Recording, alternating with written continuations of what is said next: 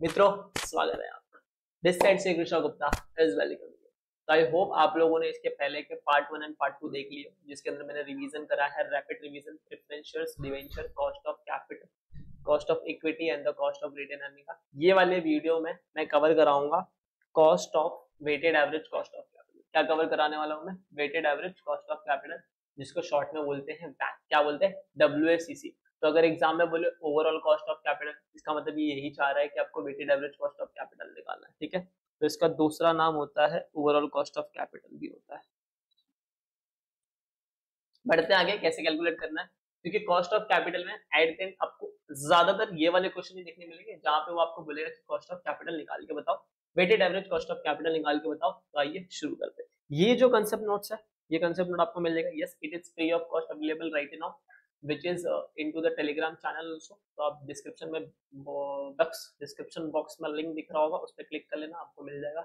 या फिर मैं जी ड्राइव का लिंक भी वहां पे डाल दूंगा, आपको वहां पे भी मिल जाएगा। इसके अलावा अगर आपको रीच करना है मुझे, तो आप इंस्टाग्राम पे रीच कर सकते हो, और टेलीग्राम में भी डिस्कशन ग्रुप है, वहां पे भी आप अपने डाउट पूछ सकते हो। Any regarding any guidance regarding anything you can find it there on. ठीक है, अगर ये कॉस्ट ऑफ कैपिटल आपको पूरा इन डेप्थ देखना है तो वो भी मैंने फ्रीली अवेलेबल रखा है अपने यूट्यूब चैनल पे। आइए स्टार्ट करते हैं अपना रैपिड रिवीजन। चलो, तो हमको पढ़ना है weighted average cost of capital. कौन कौन से स्टेप्स हमको फॉलो करने हैं अगर हमें WACC निकालना है? तो देखो, WACC निकालने के मैं आपको 3 मेथड बताऊंगा, जो मन चाहे वो कर लेना, आंसर सबसे सेम आता है। ठीक है, बट जो मोस्ट फेमस है वो पहला वाला मेथड है, उसके बाद सेकंड मेथड, फिर थर्ड मेथड पे आप आना चाहिए। तो स्टेप नंबर 1, कैलकुलेट करना सबसे पहले total capital from all the sources. जितने भी सोर्सेज सबसे कैपिटल कैलकुलेट कर लेना। डेट से कितना कैपिटल है, प्रेफरेंस से कितना है, इक्विटी से कितना है, रिटेन अर्निंग से कितना है। वो होने के बाद आप स्टेप नंबर 2 फॉलो कर लेना, कैलकुलेट करना द प्रोपोर्शन ऑफ डेसिमल। फिर आप प्रोपोर्शन कैलकुलेट करना। सर प्रोपोर्शन कैसे कैलकुलेट करेंगे? वो कैलकुलेट करने के लिए आप ये वाला फॉर्मूला यूज कर लेना। It is not a formula, it is just a driven thing.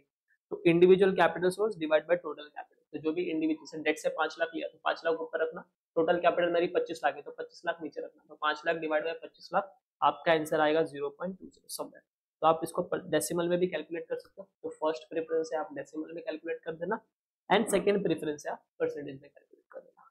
Step 2 कैसे कैलकुलेट होगा? That is individual capital source divide by total capital, जो स्टेप 1 का वैल्यू होगा। फिर स्टेप नंबर 3 में आप मल्टीप्लाई कर देना स्टेप 2 के वैल्यूज को इंडिविजुअल कॉस्ट ऑफ कैपिटल से। तो जो भी जिसका जिसका वैल्यू होगा उससे आप मल्टीप्लाई कर देना। स्टेप नंबर 4 में एग्रीगेट कर देना और आपको कैपिटल मिल जाएगा।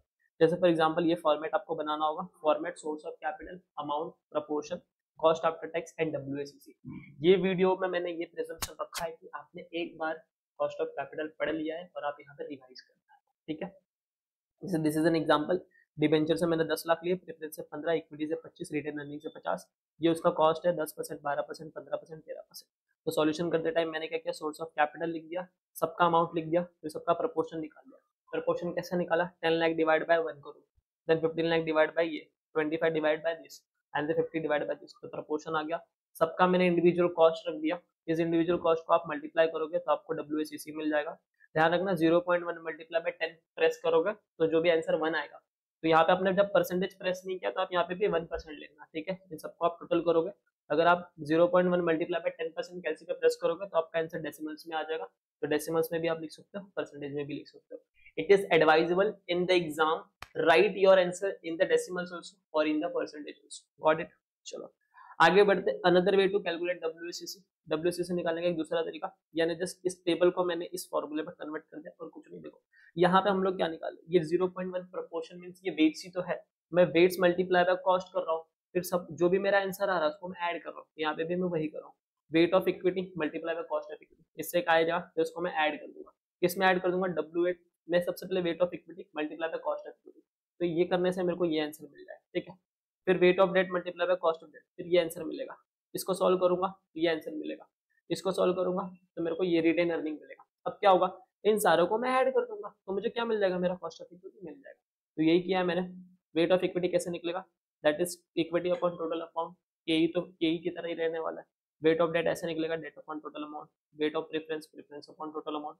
And the weight of retain earning is retain earning upon total amount. और भी अगर एक्स्ट्रा कुछ कैपिटल होगा आप उसको यहाँ पे ऐड ऑन कर सकते हो। ठीक है, तो it depends on the how many sources of capital you have in your business. According to that, you need to add all the capitals and the weightage as per the requirement. They just put all the values, that is ये value put up किया, उसका k put up किया, सारे values put up किए, फिर value put करने के बाद उसको सॉल्व किया और आपका आंसर आ गया 13.05 और 0.13। अब एक और मेथड है WACC कैलकुलेट करने का। सर ये क्या कर रहे हो आप, कितने मेथड पढ़ा रहे हो, तो बताओ। देखो मेरा काम है आपको जितने वेरिएशंस हो सके उतने वेरिएशन बता देना, ठीक है, क्योंकि आंसर तो तीनों से आता है ना, तो आपको तो तीनों पता होने चाहिए ना, जितना पता होगा उतना आपके लिए बेटर है ना। तो एक लास्ट मेथड है WACC कैलकुलेट करने का, वो ये कि आपको यहाँ पे 4 कॉलम बनाने पड़ेंगे। यहाँ पे आपको वेट्स नहीं निकालना, वेट्स निकालने का आपका जो मेहनत है वो कम हो जाएगा। आप लिख देना सोर्स, अमाउंट लिख देना, उस पर्टिकुलर का कॉस्ट लिख देना, कॉस्ट इन डेसिमल्स, और यहाँ पे 4 डेसिमल, और डी निकाल देना, बी मल्टीप्लाई बाय सी। अब देखो यहाँ पे मैंने क्या किया, मैंने for example equity debt preference लिया, ऊपर वाला एग्जांपल छोड़ दो, इक्विटी ले लिया, डेट ले लिया, प्रेफरेंस ले लिया, मैंने तीनों का अमाउंट लिखा, फिर उसके कॉस्ट से उसको मल्टीप्लाई कर दिया, तो मुझे पता चल गया मेरे को टोटल कॉस्ट इतना देना है, ठीक है, दैट इज 106,000। तो दिस मल्टीप्लाई बाय दिस किया जाएगा, this multiply by this multiply by this. अब टोटल कॉस्ट मिल गया, तो WACC निकालने के लिए मैं क्या करूंगा, total cost divide by total capital. तो टोटल कॉस्ट दिस आ गई, टोटल कैपिटल आ गई दिस, दैट इज 0.106 और 10.6%। तो this is the third method of calculating WACC। I hope it is clear to you. Now moving ahead. अब WACC क्या होता है वो बताते हैं। बढ़िया है सर, पहले आपने WACC कैलकुलेट करना बताया, पढ़ा कर बता रहे हो क्या होता है, तो पढ़ लो एक बार, देख लो। इसका डिटेल मैंने डाला हुआ है, आपको डिटेल देखना तो वहां से जाके देख सकते हो टेलीग्राम चैनल पे। टेलीग्राम चैनल बोलो, इसी यूट्यूब चैनल पे अवेलेबल है। देखो it is the discounted flow analysis. जब आप डिस्काउंटेड कैश फ्लो का एनालिसिस करते हो तो जो डिस्काउंटिंग रेट लेते हैं ना हम लोग, वो ले लेते हैं WACC के लिए, ठीक है। और WACC को हम लोग हर्डल रेट भी बोलते हैं, जिसके अगेंस्ट में हम लोग इन्वेस्टमेंट का परफॉर्मेंस मेजर करते हैं, and it is used as a tool to decide whether और नॉट टू इन्वेस्ट। और इसको हम लोग एज अ टूल भी कंसीडर करते हैं कि इसमें इन्वेस्ट करना है या फिर नहीं करना है। और ये रिप्रेजेंट करता है minimum rate of return at which company produce value to its investor. और ये क्या रिप्रेजेंट करता है, ये वो वैल्यू बताता है कि जितने रेट पे एटलीस्ट इतना पैसा तो मिलना चाहिए। अब चॉइस ऑफ वेट्स पे जाते हैं। बुक वैल्यू होती है मार्केट वैल्यू, एक होगा बुक वैल्यू, एक होगा मार्केट वैल्यू। बुक वैल्यू यानी डे 1 पे जब कंपनी स्टार्ट हुई उसने जितना पैसा ले लिया वो हो गया उसका बुक वैल्यू। अब मार्केट वैल्यू क्या होता है कि मार्केट वैल्यू में उस इक्विटी शेयर की वैल्यू क्या चल रही है। जैसे एकदम सिंपल सा एग्जांपल देता हूं, मैं गया मार्केट से, मेरी book value face value equity share की 100 रुपए, तो मैंने 100 रुपए पे उस कैपिटल को रिकॉर्ड किया, paid up equity capital. But 10 साल बाद मार्केट में तो 100 रुपए की वैल्यू नहीं होगी ना, 10 साल बाद तो मार्केट की प्राइस अलग होगी। तो जो मार्केट की वैल्यू होगी उसको आप लोग बोलेंगे मार्केट की वैल्यू, जो बुक में वैल्यू, जो फाइनेंशियल अकाउंट्स में जो वैल्यू होगी उसको बोलेंगे अपन बुक वैल्यू, ठीक है। अब जो भी बुक वैल्यू वेट से it is operationally easy and convenient reserve. अब ये जो भी बुक वैल्यू होता है वो ऑपरेशनली इजी होता है और कन्वीनियंट होता है, एंड इसके अंदर जो भी रिजर्व्स होते हैं such as share premium and the retain earning are included in the book value of equity in addition to the nominal value of share capital. तो अगर आप बुक वैल्यू का क्वेश्चन सॉल्व कर रहे हो और वहां पे इक्विटी शेयर कैपिटल दिया हुआ है, प्लस रिजर्व एंड सरप्लस है, प्लस सिक्योरिटीज प्रीमियम, तो आपको ये वाले वैल्यूज भी इक्विटी में ऐड करने पड़ेंगे, ठीक है, याद रखना। बट जब आप मार्केट वैल्यू से क्वेश्चन सॉल्व कर रहे हो तो it is more correct and represent a firm capital structure, तो ये बहुत करेक्ट होता है and preferable to use market value weights for the equity. और ऐसा प्रीफर दिया जाता है कि आप मार्केट वैल्यू पे जाओ।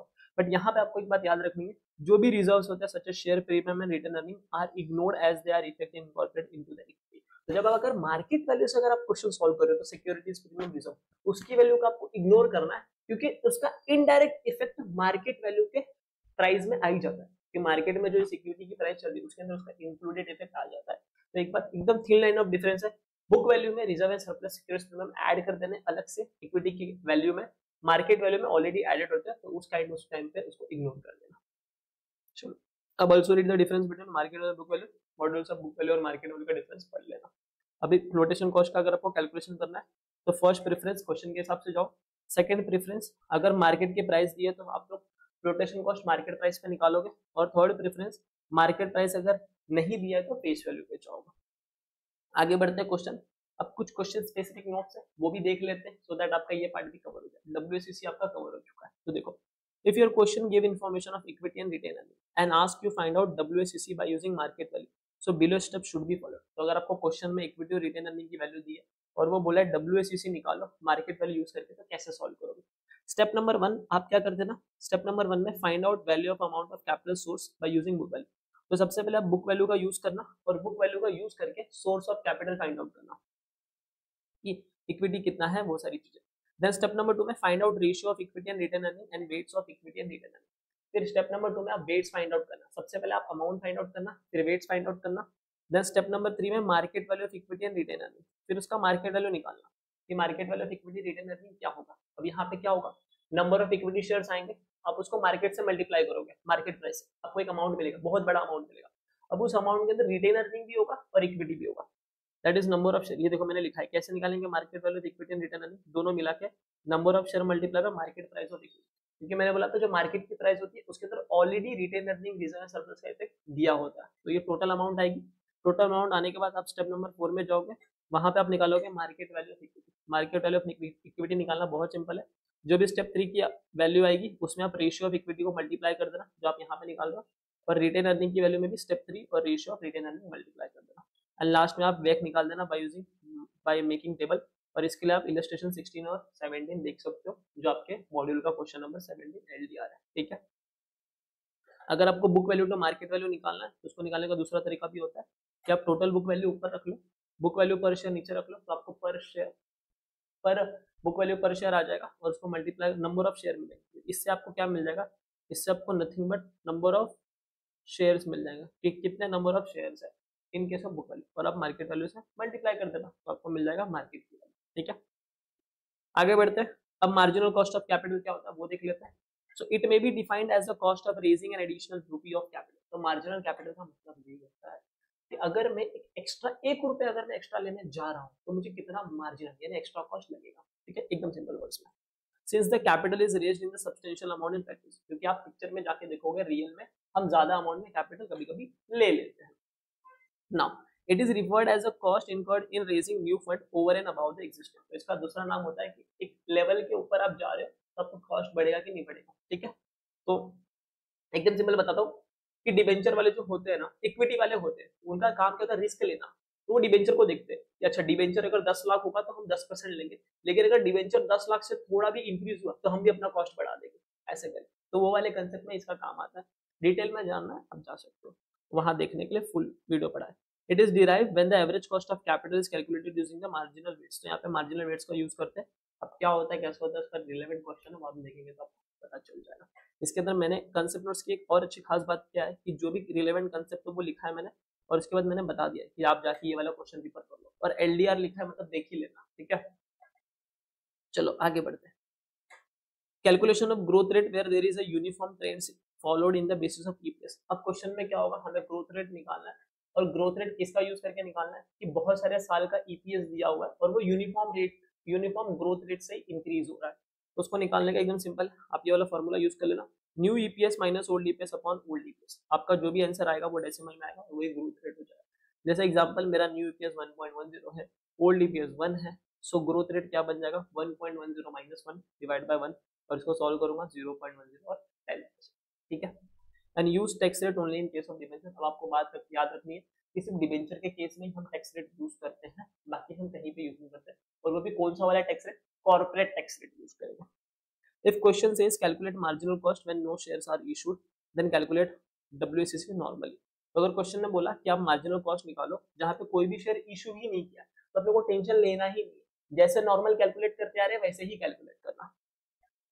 But if question says determine the amount that can be spent for capital investment before new ordinary share must be raised, लेकिन अगर क्वेश्चन बोल रहा है कि आप हमको वो अमाउंट बताओ कि बिना कॉस्ट इंक्रीज के कितना अमाउंट हम लोग रेज कर सकते हैं, तो उस केस में आपको ये स्टेप्स फॉलो करने पड़ेंगे, ठीक है। तो स्टेप्स क्या होगा, सबसे पहले step number 1 calculate how much percentage of retain earning will be. तो आप सबसे पहले ये निकालना कि हम कितना रिटेन अर्निंग यूज करेंगे, स्टेप नंबर 1 में। फिर स्टेप नंबर 2 में what is the weight of equity share, equity share का वेट कितना है वो निकालना। देन स्टेप नंबर 3 में अमाउंट ऑफ रिटेन अर्निंग निकालना कि रिटेन अर्निंग से हमने अमाउंट कितना बचा, तो वो क्या पैसे पता चलेगा आपको, पहले आप निकालोगे परसेंटेज ऑफ रिटेन अर्निंग कि आपका रिटेन अर्निंग इतना है, फिर अर्निंग पर शेयर निकाल लेना, नंबर ऑफ इक्विटी से मल्टीप्लाई करना। तो ये पूरा सॉल्व करने के बाद आपको इतना पता चल जाएगा कि रिटेन अर्निंग का अमाउंट कितना है। वो होने के बाद आप स्टेप नंबर 4 में जाना, वहां पे आप निकाल देना फुल अमाउंट कि अगर इतने के लिए इतना तो पूरा कितना आएगा, तो वो कैसे आ जाएगा step 3 upon divide by step 2। यहाँ से आपको अमाउंट पता चल गया, तो यहाँ से आपको वेट्स पता चल जाएगा, तब डिवाइड करोगे तो आपको फुल अमाउंट निकल जाएगा, ठीक है। वो निकलने के बाद if question says calculate marginal cost when fund exceeds the amount calculated, अब वो क्या बोलेगा कितने फंड तक काम किया, ठीक है, अगर इसके ऊपर एक्सीड हुआ तो बताओ कितना अमाउंट हम और कैलकुलेट, हमको कितना कॉस्ट इंक्रीज हुआ। तो वो निकालने के लिए आपको निकालना पड़ेगा calculate new cost of equity share. अब आपको यहाँ पे इक्विटी शेयर का नया कॉस्ट निकालना पड़ेगा, ठीक है, एज पर इन्फॉर्मेशन गिवन, जैसा भी इन्फॉर्मेशन देंगे, and calculate WACC keep weights same just write new cost and solve. तो यहाँ पे आपको वेट्स तो सेम रखने पड़ेंगे, लेकिन आपको न्यू कॉस्ट रख के और सॉल्व कर लेना पड़ेगा। तो ये भी आपको WACC ही यहाँ पे बनाना पड़ेगा और आपको एक नया टेबल बना के सॉल्व करना पड़ेगा। इसके अलावा इलस्ट्रेशन 11 सॉल्व करो और ये LDR है, इसका प्रॉपर एक्सप्लेनेशन विद रिवीजन, मतलब इसका प्रॉपर क्वेश्चन डीप में मैंने सॉल्व भी कराया है, यूट्यूब पे जाके आप देख सकते हो, क्योंकि this one of the very मस्त क्वेश्चन, अच्छा क्वेश्चन। और अगर आपने इलस्ट्रेशन 18 सॉल्व किया तो आपको ये जो भी बातें मैं अभी बोल रहा हूँ वो सारा समझ गया होगा, ठीक है। अब सर्टन क्वेश्चन स्पेसिफिक नोट्स, अब ये कैसा है कि जो भी आपके मॉड्यूल में पीछे के क्वेश्चंस है ना, 1 से लेके 1 2 3 4 7 क्वेश्चंस है in the modules and there are certain questions of examination also. तो मैंने क्या किया ना, उस क्वेश्चंस के थोड़े क्रक्स यहाँ पे लिख दिए, स्टेप्स बना दिए, थोड़ी चीज आपको आसान करके दे दिया ताकि आप क्वेश्चन देखो तो आपको डर ना लगे। जनरली क्या होता है, क्वेश्चन देख के सीधा इंसान डर जाता है। तो ये there are certain notes which is coming from the questions. पहला, if question is redeemable and convertible, if your debenture is redeemable, अगर आपका डिबेंचर रिडीमेबल है एंड कन्वर्टिबल भी है but only coupon rate and tax rate is given, मतलब कुछ और information दिया ही नहीं है, तो आप केडी कैसे निकालोगे? कूपन रेट लिखना, 1 - t करना, इन डेसिमल करके सॉल्व कर देना, ये t डेसिमल में लिखना, ठीक है। सेकंड थिंग मैं क्या बोल रहा हूं, ध्यान दो। Second thing, if your cost is always after tax, ये आपका जो भी कॉस्ट आएगा हमेशा रखना KD is always after tax. In case of preference shares and equity share don't give effect of tax rate, preference और इक्विटी के लिए आपको टैक्स इफेक्ट नहीं देना है, but in case of debenture always give effect of tax rate. एकदम simple, जब भी डिबेंचर का कॉस्ट निकालेंगे टैक्स इफेक्ट देंगे, लेकिन प्रेफरेंस और इक्विटी में टैक्स इफेक्ट नहीं देंगे बाबा। सेकंड थिंग क्या बोल रहा है, if question says company issue 10% debenture, face value 100, realize 96 पर debenture and redeemable at a premium of 12%। इसका मतलब क्या होता है कि फेस वैल्यू 100 है, नेट प्रोसीड 96 है और रिडीमेबल वैल्यू क्या होगी, face value plus premium amount that is 100 plus 12% of 100, 100 plus 12 that is 112।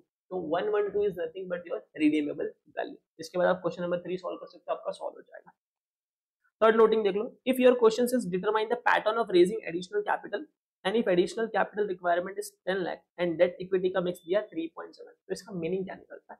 ये बोल रहा है कि अगर आपको एक्स्ट्रा 10 लाख रुपए चाहिए और डेट इक्विटी का मिक्स 3.7 है, तब कैसे सॉल्व करोगे वो टाइप ऑफ क्वेश्चन। तो इसका मतलब क्या होता है, देख लो। फंड फ्रॉम इक्विटी आपको कितना लेना है, 10 lakh, 7/7 that is 7 lakh. Fund from debt लेना है 10 lakh, 3/7 that is 3 lakh.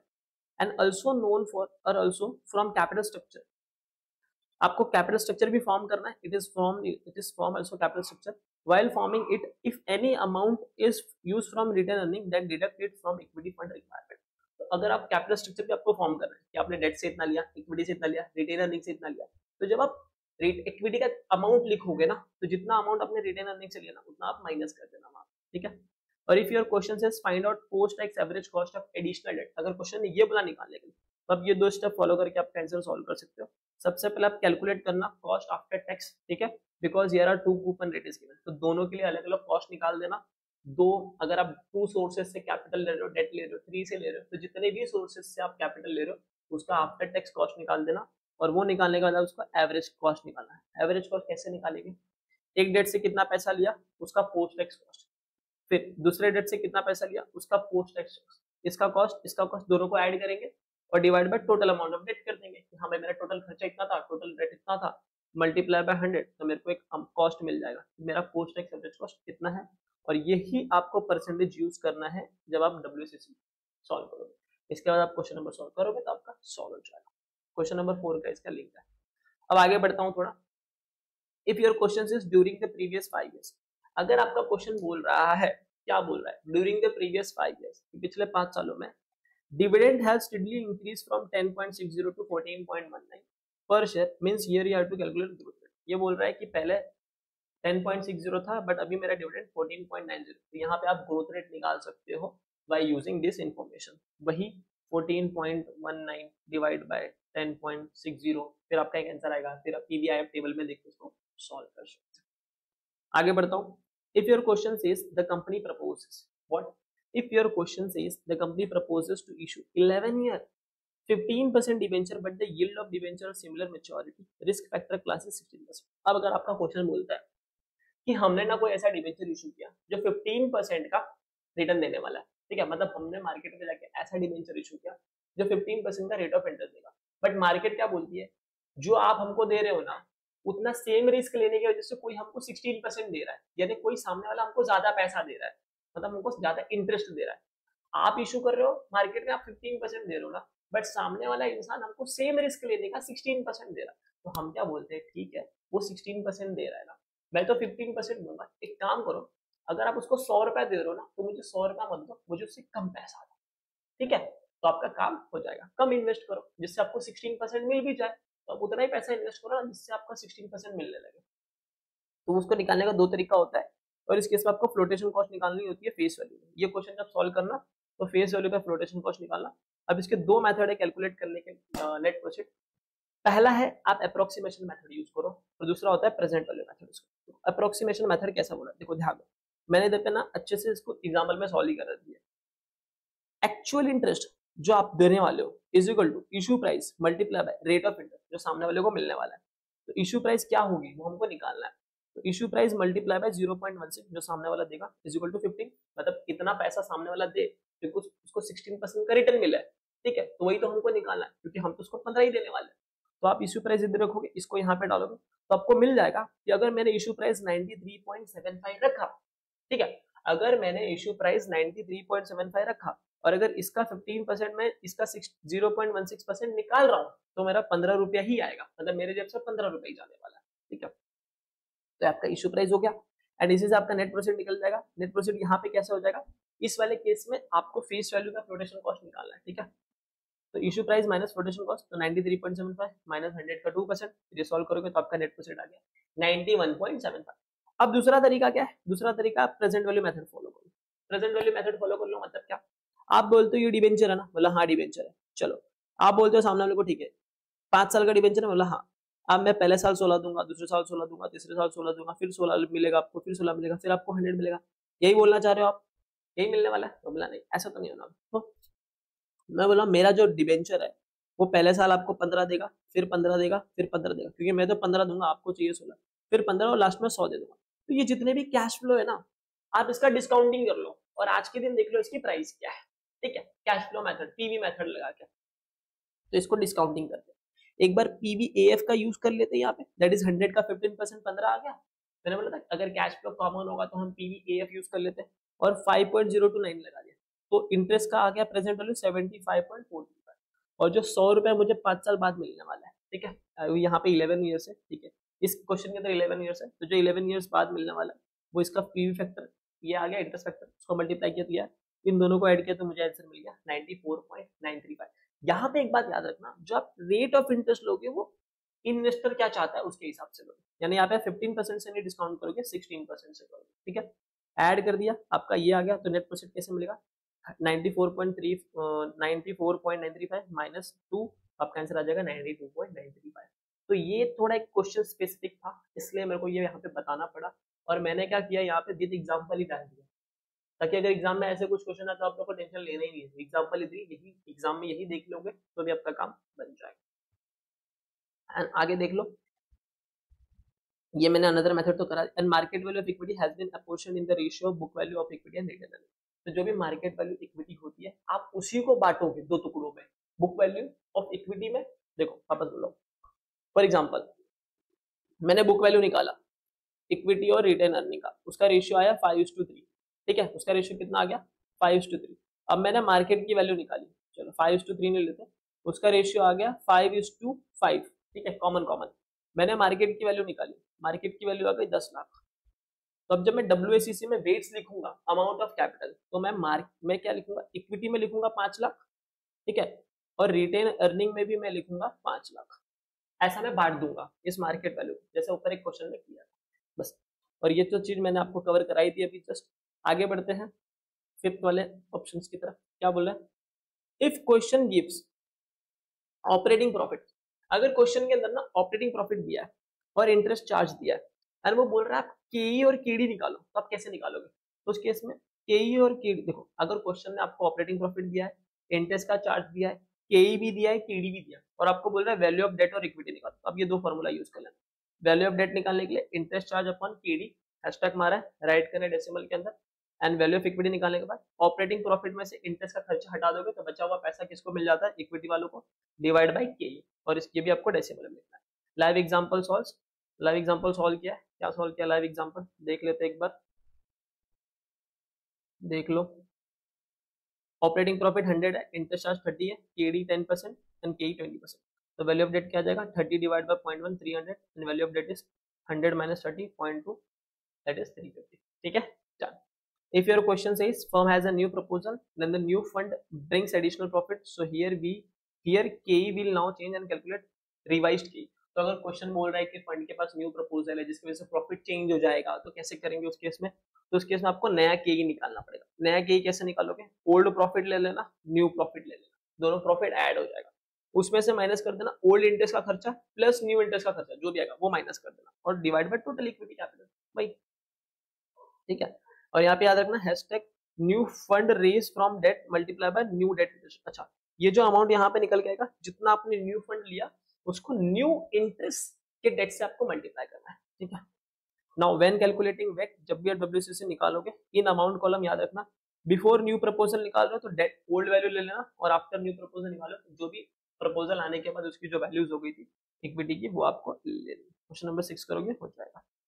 6th वाला देख लो, if your current year dividend is given and we need to find out future dividend amount then growth rate is also given।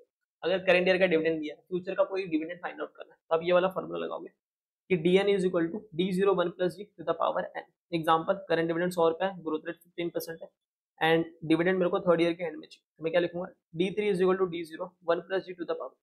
याद रखना यहाँ पे मैं d0 लिख रहा हूँ तो मेरे को d0 पता होना चाहिए, तो यहाँ पे वैल्यूज पुट अप कर दिया, इसको सॉल्व कर दिया तो d3 आ गया और d6 चाहिए तो याद। ठीक है, and if we need to find out price of equity share after some years where the current year dividend growth rate and is given। और अगर हम लोग को इक्विटी शेयर की प्राइस पता करनी है कुछ साल बाद, अगर हमें 3 वैल्यू दिया है करंट ईयर का डिविडेंड ग्रोथ रेट और के इज गिवन, तो आप कैसे फाइंड आउट करोगे?